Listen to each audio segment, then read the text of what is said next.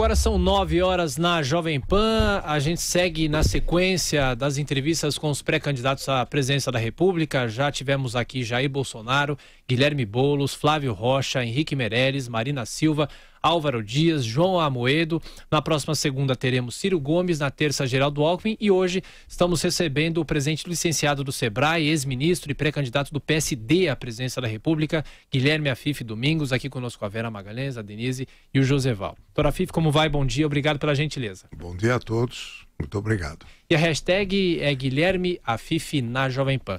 Bom, a pergunta inevitável é a seguinte: o presidente do seu partido, o criador do seu partido, afirmou que vai apoiar Geraldo Alckmin na campanha presidencial. Como é que fica a sua candidatura? Esse é um ponto que tem que ser resolvido numa convenção nacional do partido. E nesta convenção nós vamos resolver se terceirizamos ou se vamos ter personalidade própria para defender as bandeiras do partido. Esse é o momento da decisão e esse trabalho é o que eu estou fazendo, inclusive reunindo o movimento dos batalhadores. Doutora Afife, mas diferentemente desses outros pré-candidatos que o Thiago listou aqui, a sua pré-candidatura não foi sequer lançada pelo partido. Então não é uma questão de referendá-la ou retirá-la. Ela simplesmente não existe na realidade. O senhor tem advogado essa pré-candidatura praticamente sozinho. O fato do senhor ter apenas se licenciado do Sebrae e não renunciado à sua presidência, não mostra que o senhor está apenas fazendo uma pré-campanha própria e que vai voltar para o Sebrae logo depois? Muito obrigado, Vera, pela sua pergunta. O licenciamento é, na verdade, no caso do Sebrae, como de outras entidades, a forma pela qual a lei autoriza. Tem casos que são de renúncia. Você tem que sair. No caso do Sebrae, você não tem que sair, você tem que se licenciar. Mas você pode sair você quer realmente sair. Não, mas veja só, você se licencia como Paulo Scaff, na Fiesp, se licenciou. Tá? Isso não quer dizer que ele não vai ser candidato. Então você se licencia, você, se indicado na convenção, vai disputar a eleição e posteriormente, se não ganhar, você ainda volta para cumprir o restante de mandato que termina em 31 de dezembro. Agora, doutora Afife, como é que o senhor acredita que poderá garantir o apoio nessa convenção, tendo a presidência do partido já se posicionado contra? Quais seriam os argumentos, que base de apoio o senhor tem dentro do próprio partido para conseguir avançar? Veja só, os partidos hoje, todos eles, estão muito mais interessados naquilo que nós chamamos arranjos produtivos locais, que é a eleição parlamentar. Todos querem a eleição parlamentar porque é o número de deputados que vai regular no futuro o tamanho do partido em termos de dinheiro, né? Em termos de recurso, de fundo partidário, recurso de campanha. Então eles estão todos dedicados a esta visão. Agora, aqui em São Paulo, que é onde mais repercute, a aliança do PSD é com o PSDB, como também em Minas Gerais.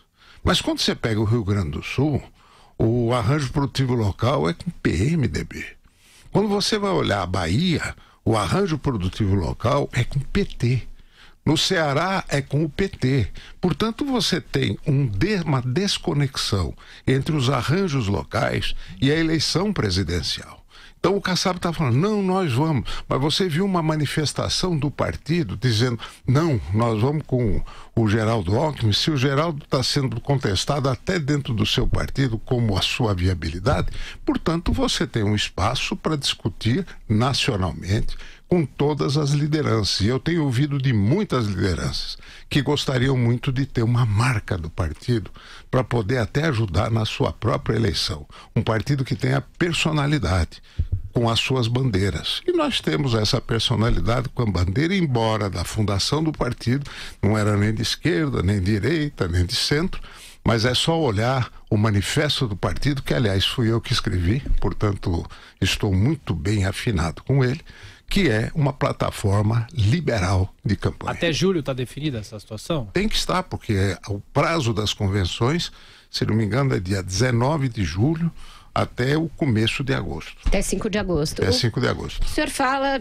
de personalidade do PSD. Acho que é exigir algo que o partido não tem desde a sua fundação, o senhor mesmo descreveu. Não é a primeira vez que ele está em canoas diferentes. Ele já esteve com o PSDB em São Paulo e com a Dilma no plano nacional.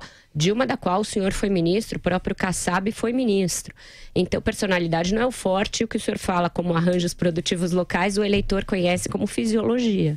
Eu queria entender do senhor, doutora Fifi, por que o senhor segue filiado a um partido cujo manifesto o senhor escreveu, mas que não é seguido? Olha, um partido em formação, ele tem que ter uma certa... Informação desde 2011? Sim, claro. É um partido que ele está... Como é que você forma um partido?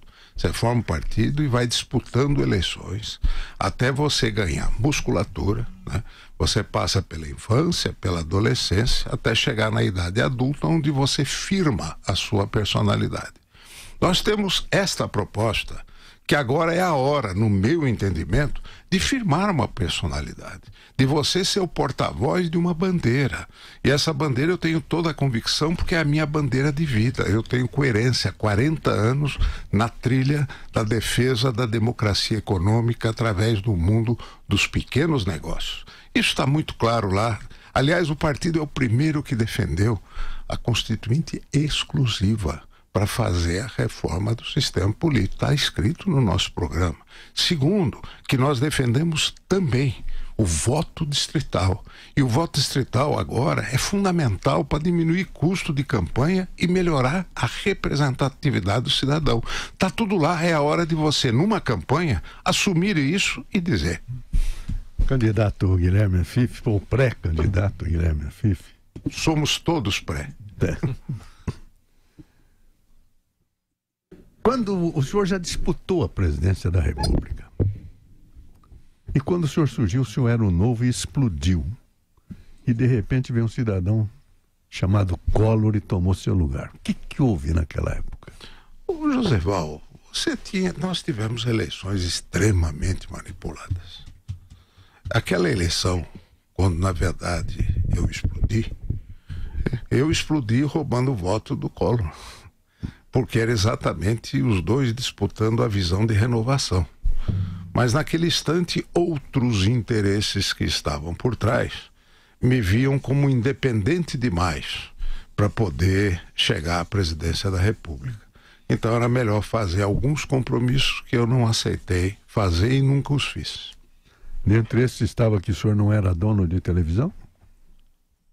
Tinha um dono de televisão que tinha grandes interesses, José Paulo. Agora, doutora Fifi, como naquela época, agora também nós temos uma eleição extremamente pulverizada por enquanto. Se imagina que possa haver uma diminuição do número de candidatos, mas se cria até uma certa confusão na cabeça do eleitor. A gente vê vários partidos tradicionais meio perdidos em busca de alianças para garantir maior espaço nas eleições. E eu queria saber como é que o senhor se coloca nessa posição. O senhor falou dessa questão de liberal. Eu acho que é um discurso que está até na moda, porque a gente vê os partidos de centro, os principais candidatos falando que tem uma postura liberal. Nós temos até na extrema-direita, que seria Bolsonaro, também assumindo uma postura liberal. Então virou discurso, e eu acho que a população não tem uma percepção muito clara desse tipo de ideologia, de posicionamento, sequer em relação à economia, o que isso queria dizer de verdade. Então, qual seria a sua diferenciação, o que o senhor coloca primeiro para conquistar o espaço no seu partido e depois junto ao eleitorado de modo geral? Doutora Fifi, em 30 segundos o senhor responde? A gente claro. Tem um rápido intervalo. Agora são 9h10, o pré-candidato do PSD, Guilherme Fifi Domingos, nos estúdios do Jornal da Manhã. Até já. Eu vou resumir essa questão primeiro de ser liberal, que o senhor se colocou dessa forma, inclusive pelo manifesto. E eu lembrava que a maior parte dos candidatos de centro estão tendo a mesma posição, inclusive Bolsonaro, que é mais à direita. E eu queria saber que recado efetivamente se pode passar para a sociedade em relação a isso e o que levaria ao seu partido a aceitar essa proposta e depois o eleitorado. Bom, eu sou liberal. Todos os outros são neoliberais. Chegaram depois. Portanto, é só pegar meu programa de 30 anos atrás e lê-lo. Ou, melhor, ouvi-lo, porque ele está hoje em YouTube, para mostrar a coerência da defesa da bandeira, onde o conceito do liberal não é de Estado nenhum. A história é Estado nenhum. Não, que é isso? Nós temos um povo que é um Estado e um Estado forte, mas um Estado voltado à garantia da igualdade de oportunidade, que é o Estado da educação, o Estado da saúde. É o Estado que está lá para garantir os direitos do cidadão, que é o Estado da justiça e o Estado da segurança. E o Estado que garante a infraestrutura básica para o desenvolvimento. Esse é o conceito de definição de Estado. O que não está dentro desse conceito, sai. Até porque o povo está querendo pagar um imposto e ter o retorno desse investimento. Você sabe que eu sou um dos pioneiros da luta do taxpayer, da consciência do pagador de impostos. Fui eu que criei o impostômetro, que nós lançamos a campanha de olho no imposto, que pus na Constituição o direito do consumidor saber o imposto que ele paga e que hoje em todas as notas fiscais tem um rodapé que mostra o imposto que ele paga, para criar essa consciência do cidadão, porque o cidadão brasileiro, ele tem complexo de súdito. O que é o súdito? O rei é bom, ele me dá de graça a educação, me dá de graça a saúde e eu não posso reclamar, porque cavalo dado não se olha os dentes. Então, no caso, a consciência do pagador de impostos, que hoje tem, e essa campanha é muito clara, vocês viram que a mobilização de 2013, ela foi muito forte na rua, dizendo: vocês não nos representam. Nós pagamos milhões de impostos e cadê a educação, cadê a saúde? Isso é ser liberal. O senhor foi muito bem votado para o Senado há alguns anos, chegando quase a derrotar o Eduardo Suplicy numa campanha que não teve o mesmo espaço que ele, que deslanchou ali no final. O senhor não pensa em se candidatar novamente ao Senado? Não, não. Eu estou voltado ao projeto nacional. Aquela do Senado, Vera, foi engraçado, porque no dia da eleição, as pesquisas davam o Suplicy 30 pontos na minha frente. Manchete da Folha, manchete do Estadão, abre a urna e eu estava no cangote dele. Se não fosse isso, eu tinha ganho aquela eleição. Mas e se o partido fizer aquilo que o presidente tem dito que fará, em on e em off já, que é apoiar o Geraldo Alckmin, o senhor volta ao Sebrae ou pode se candidatar a alguma outra coisa? Não, aí eu estou disputando realmente o cargo de presidente da República, representando as bandeiras do meu partido. Você acha que a polarização PT-PSDB acabou? Acredito que sim. Acredito que sejam hoje produtos fora de especificação do mercado consumidor. O mercado está procurando outra coisa, né? Você pega a própria dificuldade do Geraldo de emplacar, está lá atolado naquele 7%, mesmo em São Paulo, significa que o eleitor está escaneando, né, alternativas. Ele não quer mais ficar nas velhas alternativas, velhas soluções para velhos problemas. Portanto, a oportunidade é o debate de você, e aquele negócio de buscar horário de televisão para ter o espaço para o marketing político atuar. O povo hoje está prevenido contra o marketing político. Eles não estão mais querendo esse negócio de musiquinha. Aliás, tem uma genial sátira do Marcelo Adnet, mostrando como é que é feito o marketing eleitoral, porque nós estamos falando de fake news, né? Hoje, fake news é campanha eleitoral do jeito que ela é vendida, né? São mentiras muito bem embaladas. O povo hoje está esperto e a campanha tem que ser uma campanha muito simples, muito objetiva, olhando no olho, falando aquilo que o eleitor efetivamente quer ouvir. Mas com muita força na internet. O senhor tem espaço na internet, o senhor tem preocupação com isso, o senhor colocou a questão da fake news. É um problema basicamente que rola através das redes sociais. Sim. Agora, o senhor tem participação, tem presença em relação a isso, que eu acho que vai ser uma força muito grande. Sim. A campanha que o senhor questiona, eu acho que pode até acabar ficando em segundo plano. Você tem toda a razão, toda a razão. A internet é um grande fator hoje, que é a novidade. Não se sabe o tamanho. Há 4 anos atrás não tinha com esta intensidade. Então, nós estamos agora lançando esta semana um movimento chamado Os Batalhadores, que é onde nós vamos colocar todas estas propostas, né, dentro da internet para gerar um grande debate devidamente mobilizado em todo o Brasil. Vamos lançar isso quinta-feira lá em Brasília. Agora, Fife, depois daquela campanha que você explodiu no começo e o Collor acabou ganhando, você praticamente se apagou politicamente. O que você ficou? Você ficou ativo nas suas atuações no campo administrativo. principalmente voltado para a pequena empresa. Mas você não disputou mais política. Por que isso? Eu, naquele instante que terminou a eleição, ainda tive uma disputa para o Senado. Né? Essa que a Vera se referiu. Não. Foi uma anterior. Teve uma anterior em 1990. Né? A campanha foi em 89, eu tive uma em 1990. E aí o que aconteceu?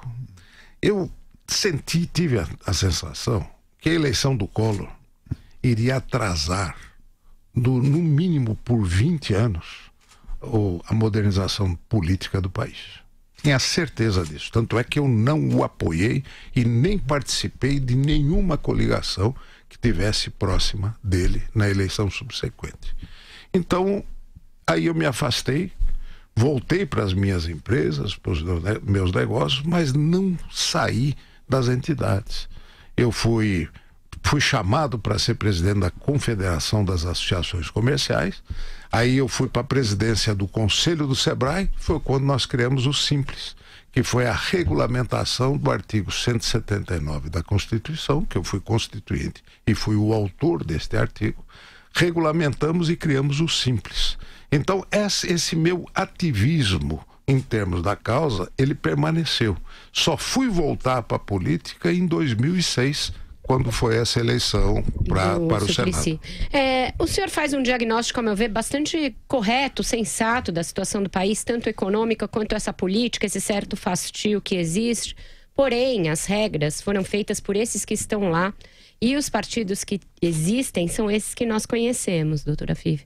Então, para mim, fica muito difícil dissociar a realidade, que é a que vai ditar o que vai acontecer, e eu apuro, o senhor sabe que eu converso muito com as pessoas, então eu sei o que está em curso, e a sua tentativa de fazer valer essa candidatura quase sozinho, quase como um Dom Quixote no PSD. Eu me pergunto ao senhor, nessa circunstância, essa pré-candidatura também não tem um viés de fake news? Fake news é mentira. E eu estou falando a verdade. Não, o senhor está falando a verdade, mas a pré-candidatura ainda não existe como tal. Não, mas a pré-candidatura é o teu desejo de disputar. Não, existe, isso é voluntarismo, isso não é pré-candidatura. Desculpe. Você conhece aquela expressão? Ele não sabia que era impossível, por isso foi lá e fez.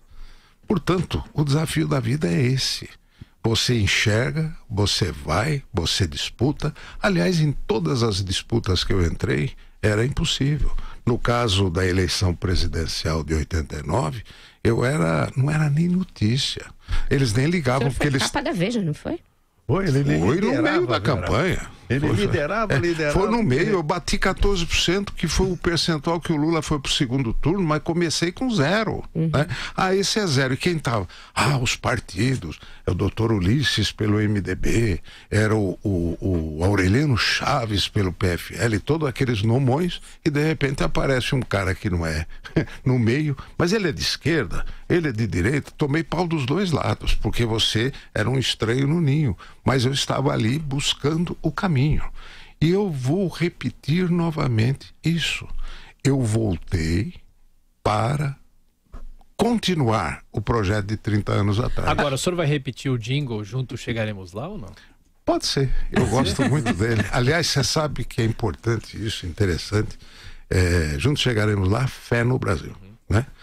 Por onde eu passo hoje no Brasil, as pessoas me procuram, lembram, fazem o gesto.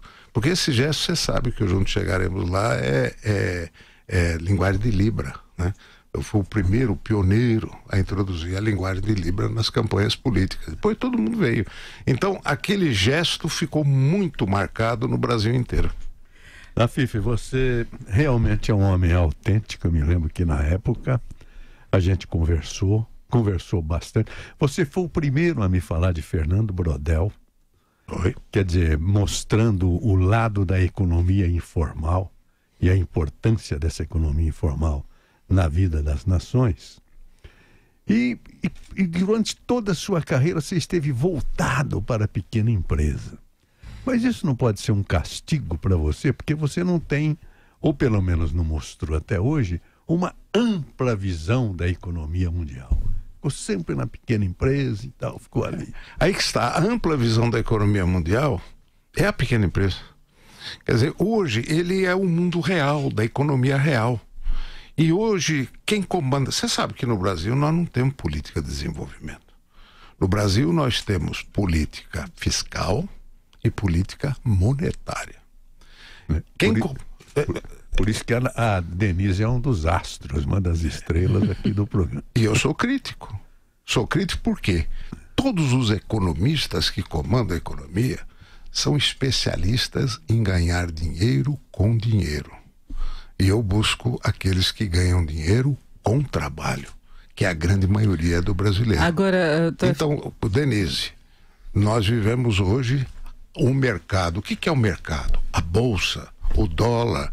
Isso é um bando de especuladores, gente. Mercado é a realidade. Investidor é aquele que vai investir efetivamente, não na especulação. Vai investir naquilo que ele possa ter retorno de investimento com visão de longo prazo. Então, meu querido Joseval, quando você faz a colocação, pensar no pequeno é grande, né?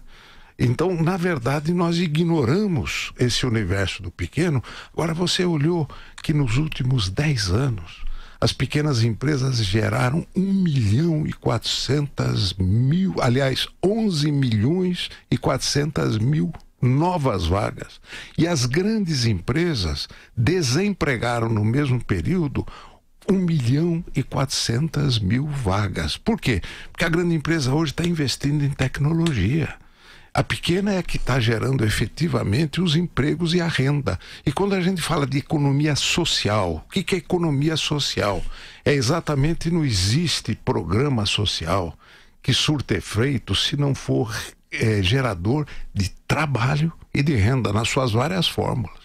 Não é só o trabalho de registro em carteira, é trabalho em geral. E quem dá isso é o universo dos pequenos que estão no Brasil todo. Agora, tem uma questão do empreendedorismo, de fortalecer as empresas de modo geral, de se criar um ambiente de negócios. Agora, a gente tem problemas no âmbito muito mais amplo da economia brasileira. A questão fiscal, por exemplo, o senhor falava dos tributos. O governo tem arrecadado muito, tendo de arrecadar cada vez mais para cobrir um rombo de um desequilíbrio estrutural que vem até do governo anterior, do qual o senhor também participou. E esse é um desafio que vai se colocar para o próximo governo, inevitavelmente. É reorganizar as finanças públicas, até para ter condição de modificar carga tributária, de fazer uma revisão, porque por enquanto o governo fica assim, segurando a boca do caixa.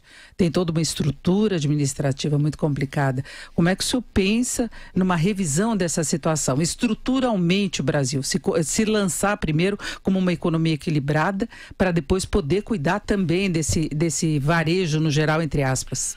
O primeiro passo para você mexer estruturalmente no problema e não conjunturalmente é a reforma do sistema fiscal e federativo. E o que é isso? A atribuição do Estado em que nível? É o princípio da subsidiariedade dos poderes que eu falo há 30 anos. Tudo que o município puder fazer melhor, que Estado e União não faça.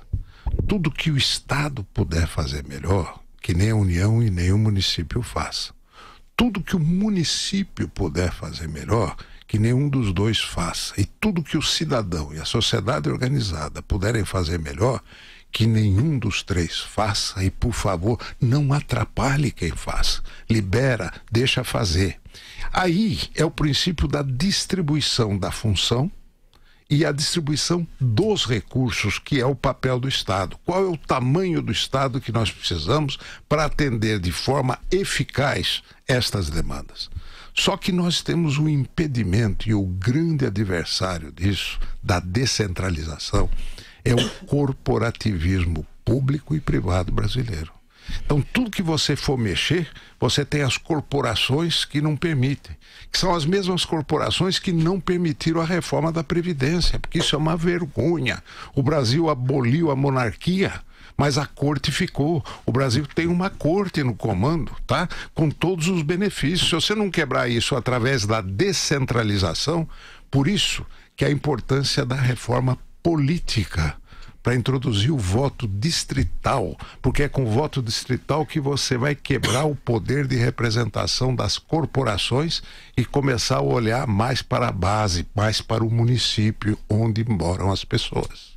Nós estamos recebendo hoje nos estúdios da Jovem Pan o senhor Guilherme Afife Domingos, pré-candidato à presidência da República. Voltamos dentro de instantes. Peço licença aos companheiros para fazer a próxima, principalmente a Denise, porque é no campo econômico.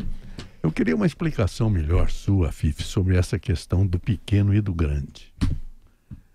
Inclusive no campo da tecnologia, que você acusa o grande de, em razão da tecnologia, não estou acusando, criar desemprego. Mas não, eu não tô... E o pequeno é que constrói o emprego de 11 milhões. Sim.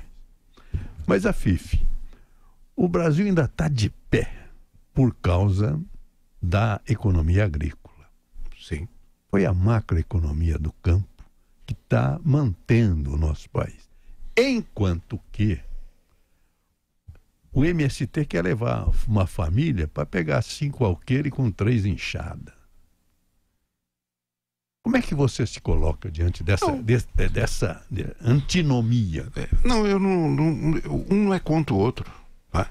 Eu só estou olhando o enfoque, porque no Brasil só olha o grande. Veja a política econômica, veja o BNDES, o crédito de longo prazo, o crédito a custo baixo. É todo concentrado em grandes corporações. O pequeno não vê nem a cor. 84% dos pequenos não têm acesso ao sistema de crédito. Tanto é que aquela empresa simples de crédito que nós criamos, ela está já em votação no Congresso Nacional, que é o cidadão poder emprestar o seu dinheiro na comunidade para o crédito chegar ao pequeno. Então, você tem toda uma política voltada aos grandes. Não sou contra, porque o grande também ele tem eficácia, tem produtividade, aquele que está em regime de mercado. Mas aqui no Brasil, você tem o grande em regime de reserva de mercado, que acaba sendo absolutamente apoiado pelo governo para poder eliminar concorrentes, como é o caso, por exemplo, da política tributária nossa. A criação da substituição tributária foi feita para ferrar o pequeno. E quem apoiou isso foi o grande, porque diz, o pequeno está com um custo menor, ele está concorrendo comigo. Mas não se fala que a escala do grande é que faz, não fala que o grande tem acesso ao crédito subsidiado, que o pequeno não tem. Então criou um desequilíbrio no processo da concorrência. Eu quero o grande em regime de mercado, é aquele que vem para competir. É o competente. Isso não tem problema. Então, só respondendo o José Val, eu quero dizer também que hoje você pega no campo, não são só as grandes corporações. Você tem a agricultura familiar, que é muito forte, não é coisa de assistencialismo, não. São produtores. Produtores hoje que, inclusive, aliás, quero dar uma notícia em primeira mão para todo mundo. Vocês lembram da história do Rock in Rio? Quando aconteceu o problema do queijo, daquela Roberta Studbach, né? Sim. Que o queijo, né, foi todo confiscado, porque era um queijo que só tinha autorização municipal, e aí a vigilância sanitária disse que não podia ser vendido aquele queijo, confiscou, e aí virou uma polêmica. O queijo é estadual, municipal ou federal, né? Você viu que a nossa... ou é da vaca, ou da cabra, né? Muito bem, nós entramos de sola nisso. Fomos para o Congresso, votamos uma lei, e ontem até para conferir eu falei pessoalmente com o presidente da República. Presidente, eu ouvi um boato que o senhor iria vetar a pedido do Ministério da Agricultura. Ele falou, não vetei. Estou sancionando e está sendo publicado agora. Né? Acabou a história, o queijo é estadual, pronto, com uma regulamentação. Então, eu estou dizendo porque são milhares de produtores de queijo, de embutidos, que na França, você sabe que isso daí é produto de exportação. E hoje esse pessoal do Brasil está ganhando prêmio lá fora, mas não pode vender. Então é isso, esse olhar sobre o pequeno, que é a minha luta, mas não estou contra o grande, não. Doutora Afife, o senhor fez aqui um rápido histórico da sua trajetória política e omitiu, não sei se de propósito, o fato de que o senhor foi vice do Geraldo Alckmin. Uma vice bastante controversa, porque o senhor já exercendo a vice-governadoria e uma secretaria de Estado no governo do PSDB, foi assumir o ministério da Dilma Rousseff, momento em que o senhor rompeu com o Geraldo Alckmin. Alguns dos seus companheiros de partido atribuem a sua insistência em ser candidato a uma certa contrariedade com essa possível, provável e próxima aliança com o Geraldo Alckmin. O senhor vê no Alckmin um adversário pessoal e caso o seu partido o apoie, o que o senhor fará pessoalmente? Vera, você só omitiu um ponto. Né? Eu fui eleito vice-governador e fui nomeado secretário do Desenvolvimento para desenvolver a política da pequena e média empresa e da desburocratização do Estado de São Paulo. Eu assumi.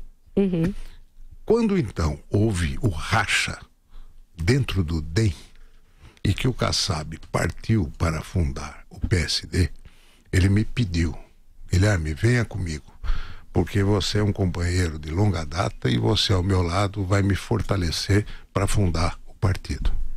O Geraldo Alckmin, ao tomar conhecimento disso, me demitiu, me pôs para fora. Ou seja, você está fora. Então, eu fiquei fora, quietinho no meu canto. Né? Aí depois me chamaram para negócio de PPP, mas eu percebi que negócio de PPP, ele não gostava, não. Nunca teve na cabeça dele essa história. Ele falava que PPP é Pagão, Pelé e Pepe, né? Então, as piadas chatas, né? Esse era mesmo. Nossa Senhora. Então, o que aconteceu? Eu fiquei jogado no canto, né? E aí surgiu a oportunidade, e vou te contar até como é que foi a oportunidade, é bom que as pessoas saibam. A presidente baixou, deu uma tacada contra a equipe econômica, baixando a contribuição do MEI de 11% para 5%. E eu escrevi um artigo na Folha, dizendo, se a gente pode criticar, quando alguém faz alguma coisa certa, você tem que elogiar. Escrevi o artigo Os Batalhadores, né? A história dos batalhadores. Recebo um telefonema no Palácio. Quem é a presidente? Afif, eu posso usar a expressão batalhadores? Falei, lógico, presidente. Eu quero conversar mais com o senhor a respeito disso. E aí ela me contou a ideia que ela queria fazer um ministério para os pequenos. E se eu aceitaria. Eu falei assim, é a bandeira da minha vida. Então eu não fui servir ao governo da Dilma. Eu fui servir a causa da minha vida. E olha, muita coisa nós fizemos. Inclusive hoje, você jornalista, você pode estar no Simples. Você não podia. A Receita dizia que o Simples não era para atividade intelectual. Nós colocamos mais de 500 mil dentro do Simples. Com essa mudança, os advogados entraram para o Simples. Isso foram ações da minha gestão no Ministério. Portanto, mas isso não pode ser usado contra o senhor? O senhor fez parte de um governo que depois se envolveu em corrupção? O senhor não teme isso? Se o governo se envolveu em corrupção, o problema é dele. Agora, prove que eu me envolvi. Graças a Deus, nunca. Afif, nessa época, eu me lembro que você falava em criar um banco para os pequenos. Conseguiu fazer isso? Olha, é a empresa simples de crédito, que é essa... Não, mas um banco mesmo? Olha, banco, deixa eu te dizer, o Banco Central está com vergonha. Está com vergonha porque a concentração bancária chegou a um ponto que é vergonhosa. Né? A taxa de juros não cai na ponta. A concorrência acabou. Acabou, não tem. Né? Verdade. Então, ele com vergonha, e eu tenho batido muito nisso, ele acabou criando agora uma regulamentação, criando a sociedade de crédito, que você pode montar uma sociedade e emprestar dinheiro. E eu quero dizer que o Sebrae está se preparando para ter uma sociedade de crédito, para levar o microcrédito ao pequeno que não chega na ponta hoje, além do fundo de aval que nós já temos. Portanto, o Sebrae vai entrar dentro do processo da distribuição de crédito, até para ajudar o mercado a mostrar que esse mercado é muito bom, porque o pequeno é muito pontual. Então, o senhor está falando, Cris, da expansão do MEI, da expansão do Simples, e aí essas duas opções se misturam com o que aconteceu com a reforma trabalhista. Porque a gente vê que, claro, que tem um empreendedor individual que resolveu problemas de pequenas empresas que tinham que arcar com um custo tributário muito elevado, mas em muitos casos isso acabou substituindo mão de obra registrada.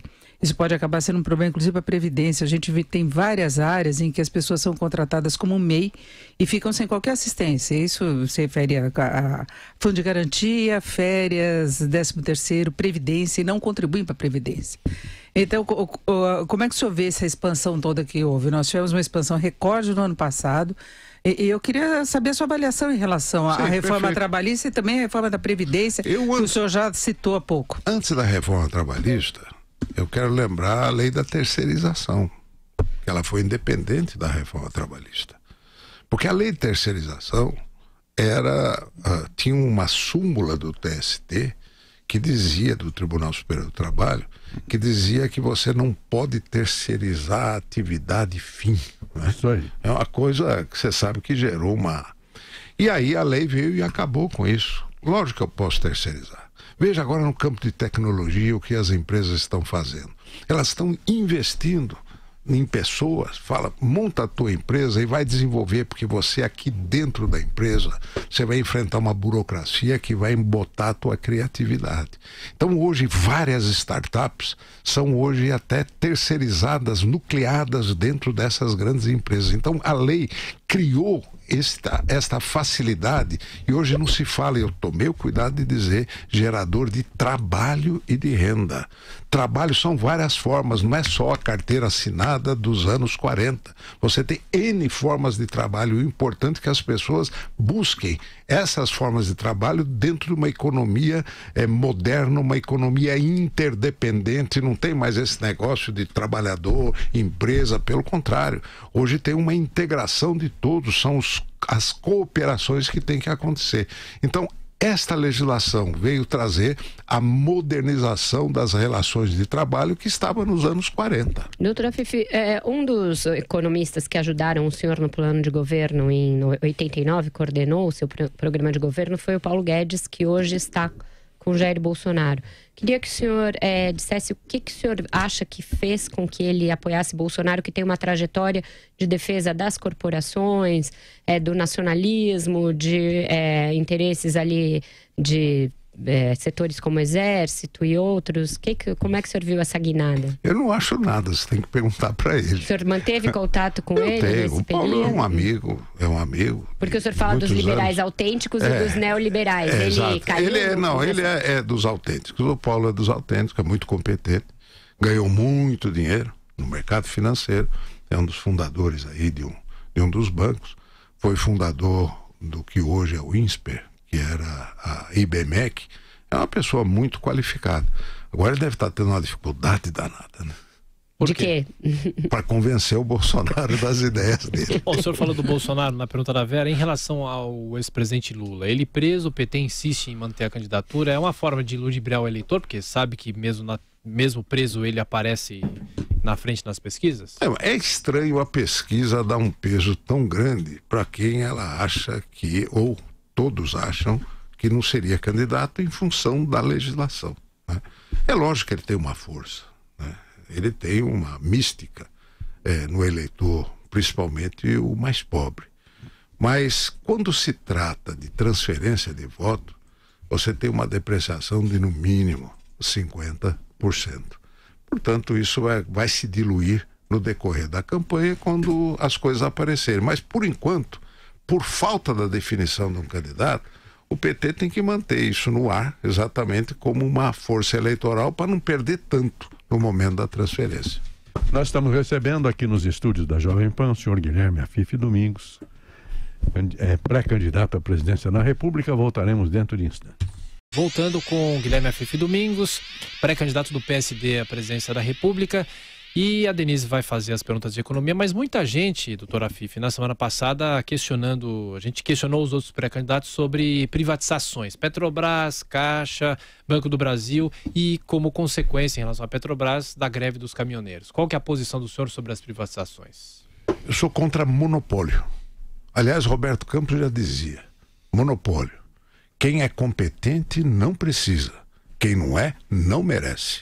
Então eu acho que a Petrobras não merece ter monopólio, tá? Ela tem que competir no mercado.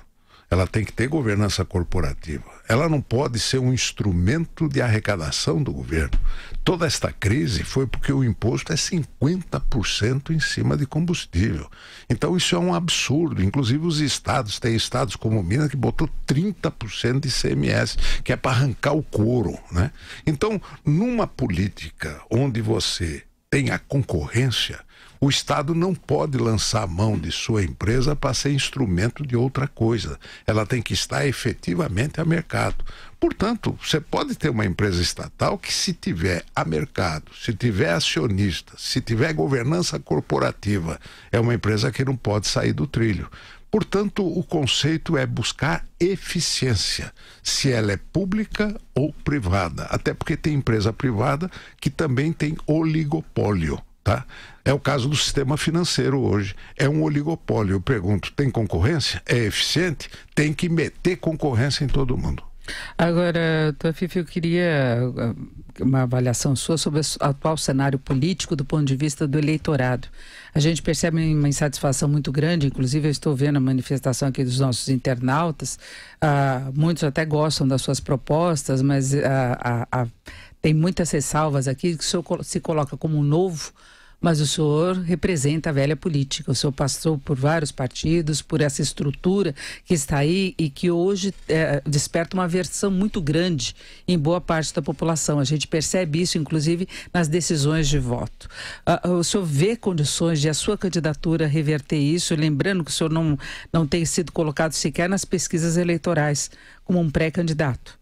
Não é? Mas eu estou acostumado, em toda eleição é assim. Então, mas como se ter força para conseguir atrair esse eleitorado que está cansado da política, do velho esquema político? O senhor mesmo citou que o seu partido tem feito alianças diferenciadas nos vários estados, isso é mais do que velha política, e o senhor está nesse partido, que pode apoiar Alckmin, mas o senhor se apresenta como uma proposta nova e própria desse partido que aceita qualquer aliança nos estados. Todos os partidos aceitam qualquer aliança. Mas isso não é justificativo. Mas não fui eu que fiz a lei, foram eles que fizeram a lei. Mas a população não aceita bem. E eu estou mudando, partindo para mudar, porque eu estou pedindo um plebiscito, que é a manifestação popular, para poder esta raiva ser canalizada em termos de mudanças profundas no processo político.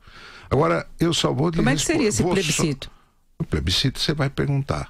Primeiro, reforma política através do Congresso que aí está ou através de uma constituinte exclusiva? Sim, junto com a eleição? Junto com a eleição.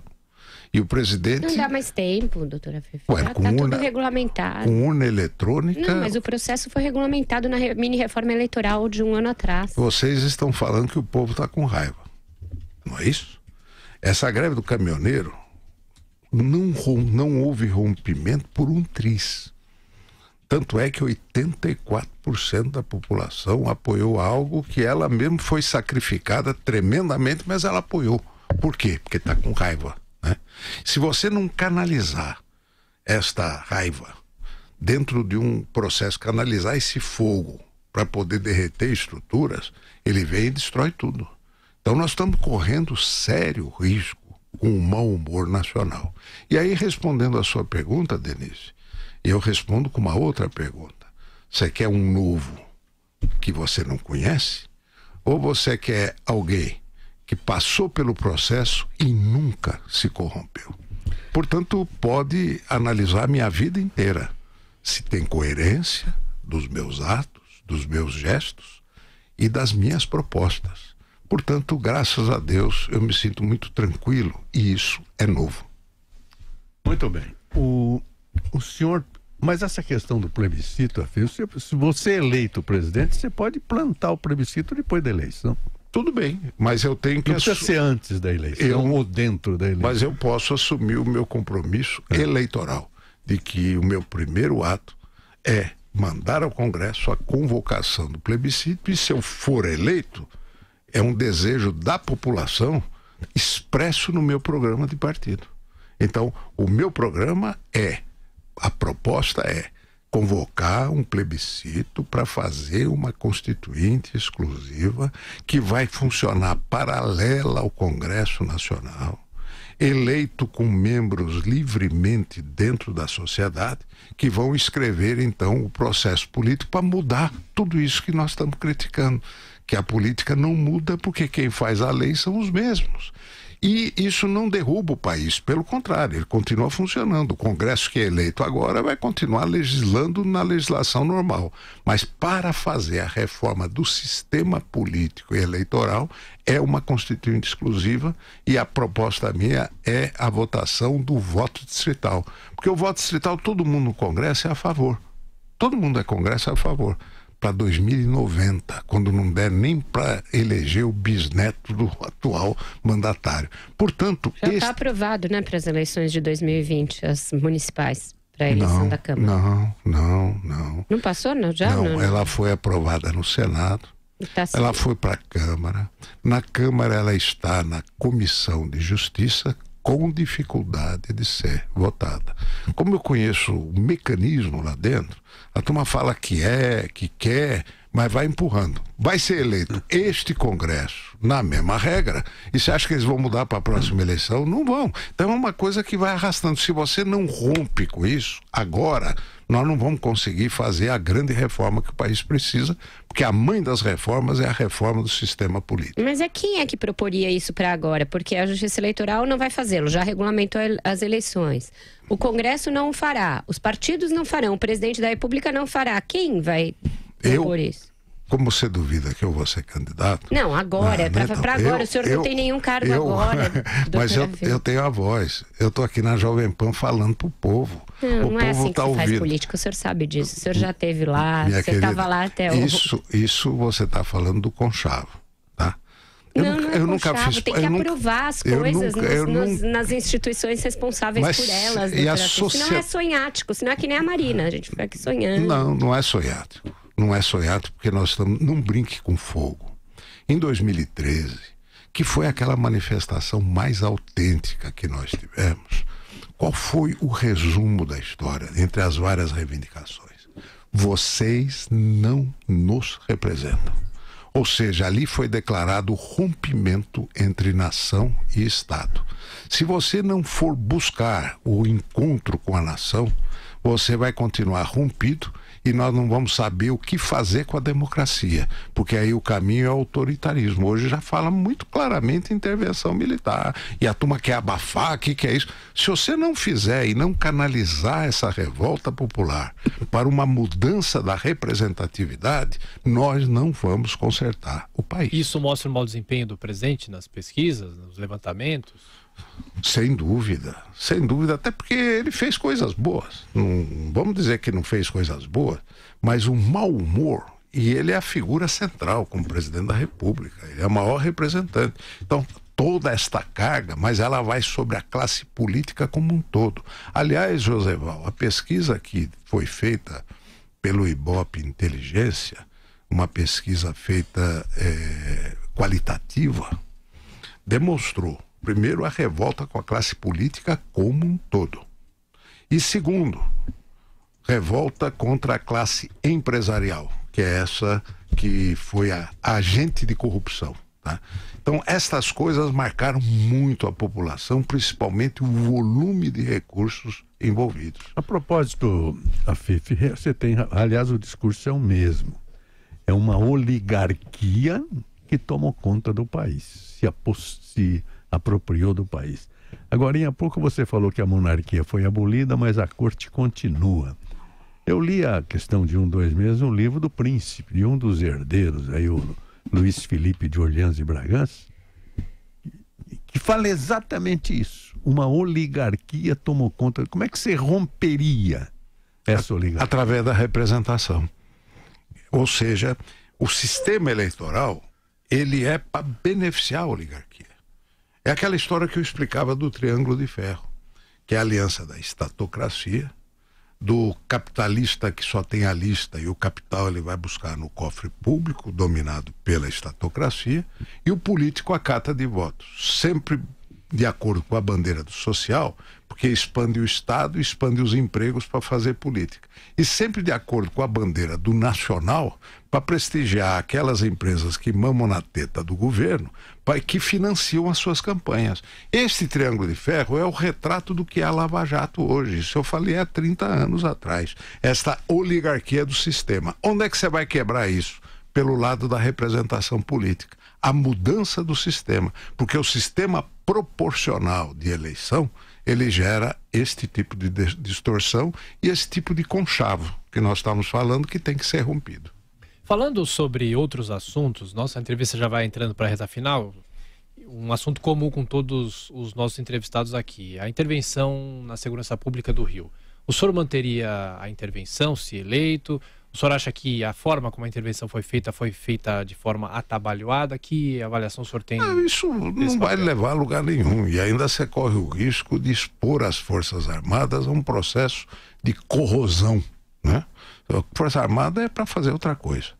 Eu tenho uma proposta, e aí, Joséval, você como saber a sua proposta como para advogado, pública, é o seguinte: o primeiro ato que nós temos que ter é transferir a Polícia Civil para o âmbito do Judiciário. Transferir a Polícia Civil para o âmbito do Judiciário. Porque assim você vai ter a polícia de investigação já dentro do Judiciário. Portugal é assim. Que é o processo de instrução. E um juiz em cada delegacia. Exatamente. Exatamente para o povo sentir que a justiça está ali. E a polícia militar é a polícia de repressão. Essa é do executivo. A polícia de investigação, que é a polícia civil, é do judiciário. E aí nós vamos ter que organizar, porque o crime se organizou. A FIFA, eles já não se dão se você fizer isso. Não, mas aí que tem guerra. Não, aqui tem a guerra, porque são corporações. E você tem que botar um para vigiar o outro mesmo ali, exatamente para acabar com essa corrupção que existe no âmbito policial. Tá certo? Você prende um traficante e o cara ali dá um jeito de o inquérito não dá e engraxou e vai embora. Doutora Fifi, o senhor fez parte do governo Alckmin, do governo da Dilma e do governo Temer agora no Sebrae. Não, o Sebrae não é de governo, não. Não. Ele não é, mas é de alguma maneira ligado, né? Não. O senhor acha que esse governo do Temer é corrupto? O senhor acredita que deveria ter sido aberta uma denúncia contra o presidente Temer? O sistema é. O sistema como um todo é um sistema corrupto, tá certo? E os agentes acabam se envolvendo dentro do processo de corrupção. Porque isso daí era da prática, a forma de financiar a campanha. E não é desse governo. Isso é uma prática oligárquica, histórica de muito tempo. Agora... E que, graças a Deus, agora ela veio, né? Está sendo revelada e está nos dando uma oportunidade de mudar. Se nós não mudarmos, mas ele deveria ter sido processado, o senhor acha? Você tem regras, o presidente da República está dentro das regras constitucionais. E outra coisa, o Brasil está... Você vê, a cada decisão, nós vamos construindo um pedaço. Ontem teve uma decisão importante sobre a coerção, né? Condução coercitiva. Então você viu que o Supremo, ele deu uma interpretação, né? E foi apertada de 6-5, mas no meu entendimento correta na interpretação da Constituição. E se você quiser alterar isso, você tem que alterar a Constituição, porque lá está escrito. Então, a trancos e barrancos, né? Nós estamos sendo conduzidos na manutenção do processo institucional. E cada um vai ter que pagar, sim, pelo que fez, mas seguindo os ritos de justiça e só sendo condenado depois de efetivamente julgado. Esse é o Estado de Direito. A Jovem Pan de São Paulo e o seu departamento de jornalismo continuam apresentando esse trabalho de prestação de serviço que é mostrar aos pré-candidatos brasileiros à presidência da República. Este já é um político conhecido, disputou com Collor lá atrás, final da década de 80, 89, a presidência da República, está, portanto, há mais de 30 anos e conseguiu demonstrar aqui para nós que ainda assim ele traz o novo. Até que eu cumprimento por isso. E agradeço a sua presença aqui no Jornal da Manhã, Fifi.